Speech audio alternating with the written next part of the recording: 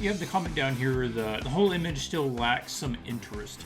I think this is a scene that we could really go with a Dutch angle. I would implement that with something like this.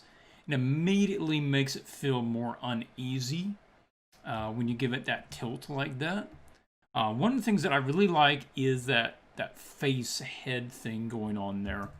I would give more attention to it, and I would make it even bigger.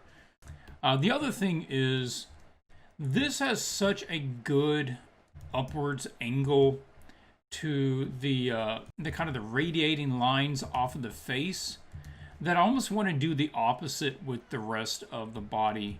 So over here, I want to get more of the drippy feel. So this head shape's got the broken trees, but as far as the rest, let's have it the opposite. Now the bits hanging down, we want to let those wave a little bit because he's in motion, and they're going to trail behind where he just moved, or if he stopped, it's going to kind of flow in front of him, right? We're going to get more of everything sort of drips down. This way we'll have a really distinct broken shard thing going on with that. Letting there be more kind of sinewy, viney bits just kind of hanging down. And that way he has a really clear upper silhouette there. That feels like something that just kind of oozed its way out of the ground. These are excellent shapes that you have going on here, Sasha, but I would just go ahead and make everything that is on the inside brighter so that we get a clear lit edge around there. Push even further with the drippy part. I want to see some of it like trailed out behind him of where he's been, right?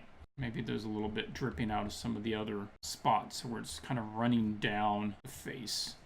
I would consider putting in some more fog. Like if you look at this reference over here with the wagon in it, with Innistrad, you can basically put fog wherever you want. I would use it to help separate the limbs, like the foreground limb there coming towards us. Anywhere that you want to add more distance between the planes. But you see how eerie that gets when you just kind of add that along? And you've got the values right, but you would even get a softness to the edges because the fog is going to keep it from being very sharp. I'm feeling like maybe another light would be helpful. From where? From the top? Now I'm thinking maybe there's something man-made kind of off behind this other building. A lantern or some light coming out from behind. It would allow you to pull out some details and some glossy bits on the character there. And with this sort of soft edge light with little details kind of added in, little specular stuff from the moistures, then it really doesn't need a lot of detail besides that. Most of it can just be kept in silhouette, and it'll be visually legible. And if there is a brighter source back there, that fog is going to pick it up a lot. Just kind of pushes that up a little bit.